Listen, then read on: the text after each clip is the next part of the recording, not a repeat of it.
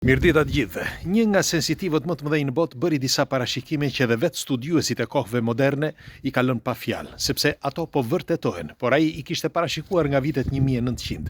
Bëhet fjalë për Edgar Cayce. Sot do t'ju tregoj një argument vërtet shumë të rëndësishëm, sepse nga ky moment mendohet që zhvillimi i njeriut ka marrë hovë dhe Edgar Cayce çuditërisht e kishte parashikuar para 100 viteve. Tani dëgjojeni me kujdes, si gjithmonë kush është rastësisht nëse nuk e ka bërë ende, bëjini like faqes dhe videos që të shihemi sërish dhe faleminderit që jemi përbashkë. Sinqerisht faleminderit për mbështetjen. Atëre, Edgar Cayce kishte lindur nga viti 1800 ca, ai vdiq në vitin 1945. Por merreni me mend, Edgar Cayce për 45 vjet me radhë bëri disa parashikime të çuditshme, disa parashikime që edhe vetë shkenca moderne i ka marrë për bazë. Çfarë? Së pari, do t'ju pyes diçka vërtet serioze. Ai thoshte që nga viti 1960 do ketë një zhvillim psikofizik të madh. Dhe nëse keni vënë re, zhvillimi ka qenë me të vërtet ka filluar pikërisht në atë kohë. Bile unë them që me një fjalë, mendimi im është nga viti 1969 lindën ata të veçantët. Dhe do t'ju them se përse. Tani, Edgar Cayce, t'ju bëj një përmbledhje të shkurtër të Edgar Cayce, dëgjoni me kujdes. Edgar Cayce kishte lindur në një fshat të vogël në Kentucky. Ai jetonte siç jetoheshin atëherë, me fjalë të gjithë familja dhe kur ishte pak i mbyllur si fëmijë, por kur i vdiq gjyshi, që u mbyt gjyshi, ai psoi një shok. Ishte shumë i lidhur me gjyshin e tij, por shoku mental ishte i rënd. Dhe mendohet që nga ai moment ai filloi që të mbyllej akoma në vetvete dhe kishte disa vizione. Nuk i kishte treguar familjes. Në fakt ai me mësime shkonte gjithmonë më keq, jo më mirë, por gjithmonë më keq.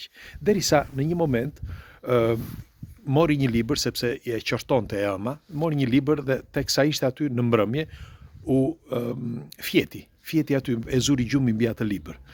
Kur nëna e ngriti, ai dhe i tha, ti e ke mësuar, tha, ke lexuar librin, jo nuk e lexova, tha. Po unë mund të them, tha, se çfarë është. Në sintezë, ai i tregoi nënës se çfarë përbërje kishte libri, por në mënyrën empirike, jo siç ishte shkruar në libër. Dhe ëma mbeti pa fjalë. Në fakt, ajo foli edhe me tatin e të birit, me fjalë me burrin e saj, dhe tha që djali ka ndonjë problem. Mirë, po me kalimin e kohës kuptoi që kishte diçka të veçantë djali. Her pas here ai thoshte që kishte disa vizione me disa ëngjëj, sipas tij, që i jepnin disa informacione dhe këtë filloi që ta kultivonte dal nga dal, derisa pastaj u rrit. Pra, në vitin 1901 ai filloi që të bënte këto lektures ose mirë këto si mund të quhen këto zbërthime, sepse në fund fare mund të quhen zbërthime të një lekture të një bote tjetër. Çfarë bënte Edgar Cayce? Më ndiqni, sinqerisht, dëgjojeni se është shumë e rëndësishme, sepse padyshim mes jush keni familjar ose ndoshta jeni dhe ju që keni lindur pas viteve 1960 ose 69 dhe ka disa anomali që përputhen me atë çfarë thoshte Edgar Cayce. Edgar Cayce bëri 14.000 lektura. Çfarë ishin këto lekturat? Ai fliste me shpirtrat e njerëzve, me shpirtrat me fjalë gjatë momenteve trans, ose në kohën në mënyrën e hipnozës. Duhet të dini që hipnoza regresive lindi pak më vonë, por ai bënte hipnozë me njerëz dhe tregohet që ai kishte kontakte me disa shpirtra të një bote tjetër. Dhe këta shpirtra e kishin informuar që do rikthej Atlantida. Dëgjojeni me kujdes, sepse duket si fantazi, por dëgjojeni me vëmendje.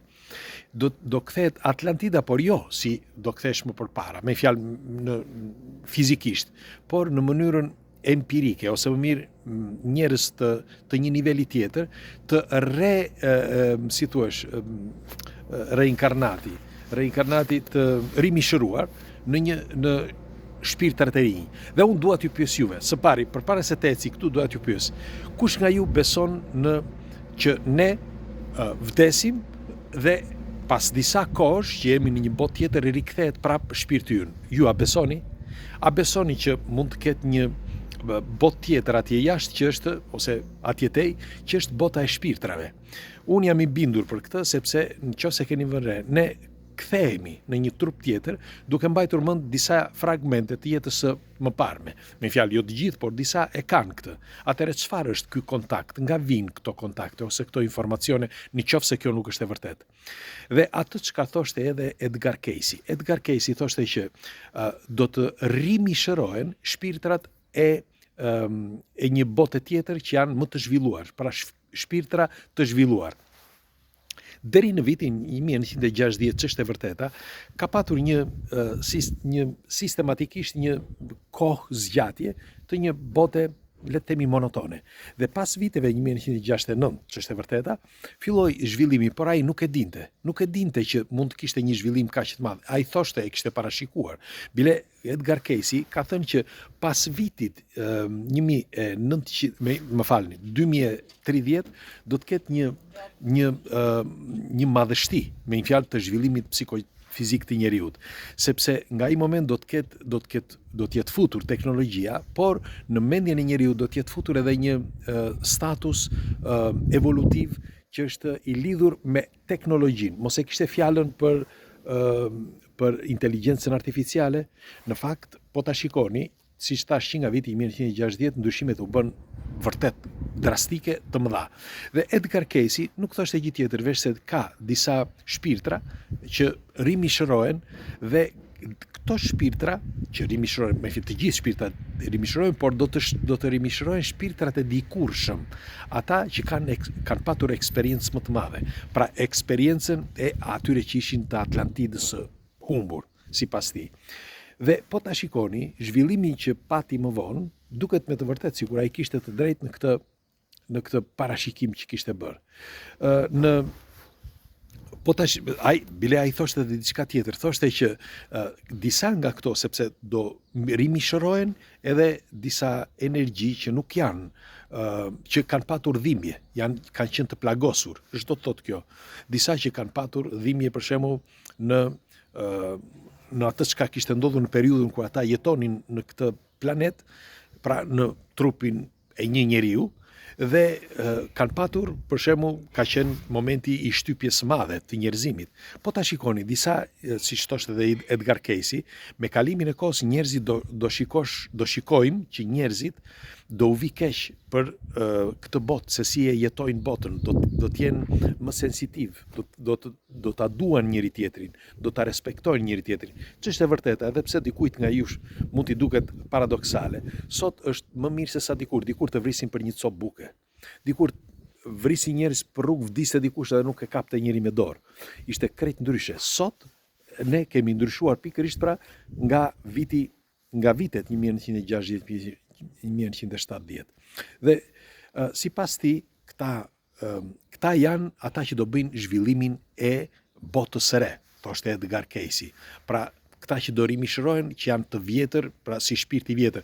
Po ta shikoni, ka disa, unë kam në familje, për shembull, disa që nuk duan të bëjnë asgjë. Flen gjumë, i dhem çdo gjë, i dhem këma, i dhem trup, i dhem çdo gjë, sepse duket sikur këta nuk kanë forcë të re, sikur nuk kanë forcë që të ecin përpara, sikur janë, po ta shikoni, sikur janë të vrarë shpirtërisht, dhe duket sikur nuk janë të aftë për të përballur jetën ashtu si disa tjerë, që po ta shikoni, disa janë energjik, shumë energjik, bëjnë çdo gjë me shpejtësi, shkojnë pa problem, ngrihen në këmbë, bëjnë puna, kurse të tjerë akoma janë nga natyra, që kur kanë lindur janë kështu të plogësht. Dhe sipas këtij, me fjalë të Edgar Cayce, shpirtrat i ka shpirtra të vjetër dhe shpirtra të rinj. Dhe ka dhe shpirtra të zgjuar, sipas tij. Dhe ata të zgjuarit do rimishërohen pas vitit 1960, thoshte Edgar Cayce.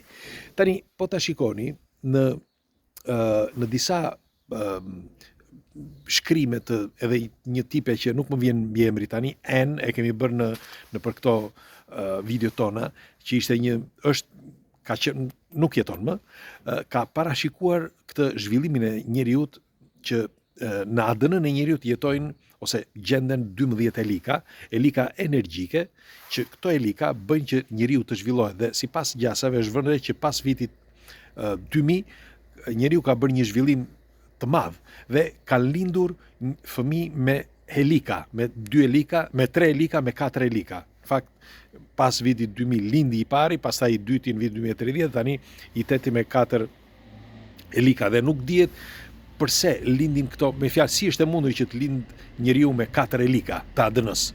Ne njohim me 2 elika, por jo me 4. Dhe kjo të bën të mendosh që Edgar Cayce kishte të drejtë. Megjithatë, në këto 14.000 si mund të quhen lektures që bëri Edgar Cayce, unë them që diçka ka zbuluar, kishte diçka të vërtet brenda tyre. Dhe në këto energji që ai thot do shfaqen, me fjalë do rimishërohen në trupa të rinj, erdhi momenti, për mendimin tim, ka ardhur momenti që po ta shikoni, ka disa fëmijë që quhen indako ose fëmijë kristal që janë ndryshe, sikur të kenë ardhur për një mision. Dhe unë doja t'ju pyesja juve, e keni vënë re që në familjen tuaj ka një ose të paktën një, por disa edhe në 2 edhe 3 individ që kanë sensin e të ndihmuarit, ose më mirë të ndryshojnë botën, të qenurit ndryshe. Janë mund të quhen fëmijë kristal, ose edhe ju vetë mund të quheni fëmijë të zhvillimit psikofizik ose të zhvillimit mendor të kësaj periudhe, sepse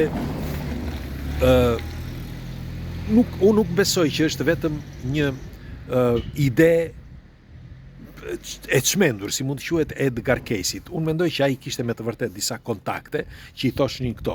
Shikoni, sepse disa e kanë cilësuar si sharlatan Edgar Cayce. Por unë mendoj që diçka kishte. Nuk po them tani që, por diçka kishte. Ai ishte përqendruar vetëm tek rimishërimi dhe tek shpirti. Por në qoftë se njeriut i heq energjin, ose shpirtin, ose quaj si duash, ose atë që e mban në jetë, pra energjin, çfarë i mbetet njeriut? Asgjë. Kështu që unë mendoj që shpirti ekziston. Dhe në qoftë se shpirti ekziston, atëherë mund të vihesh edhe në kontakt me këtë shpirt. Po në qoftë se keni vënë re, kemi folur edhe me studimet që ka bërë Malanga. Në studimet e Malangës thotë të njëjta gjë. Pra të njëjtën gjë thotë edhe Malanga. Malanga i cilëson si shpirtra në kontakt me demonët, ose më mirë, demonët i thot dikush tjetër, pa i thot me alienët, ai i cilëson si alien.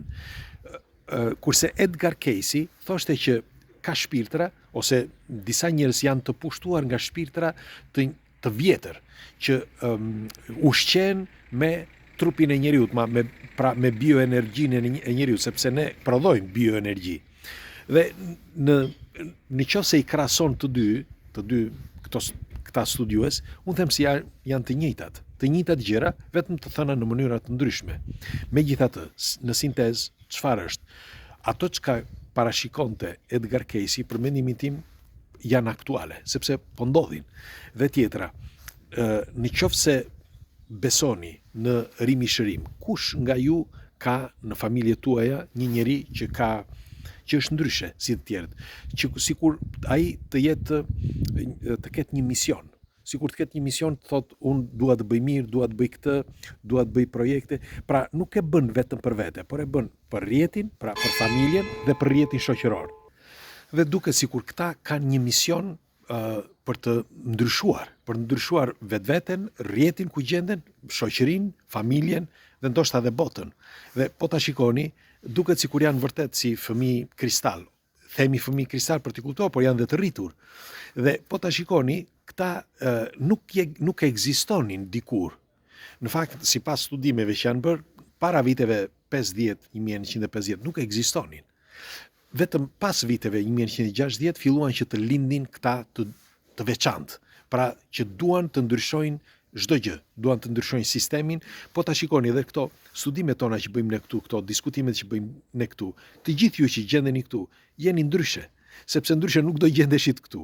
Po të ishit si masa, do shikoni telenovela, ose do shikoni budallëqe dhe nuk do ishit këtu që të informoheshim.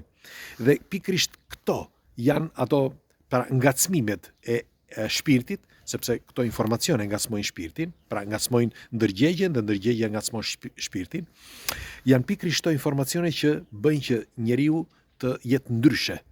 Dhe pa e kuptuar, ke zgjuar diçka që ti e kishe, pra që një shpirt i vjetër, si thot ky, dhe me eksperiencë, ti e kishe, por e zgjove në momentin që filloi ky ndryshim i madh. Pra ju kë keni në familjet tuaja, ose ju a jeni kështu? Pres komentet tuaja dhe kalofshi një ditë këndshme sot.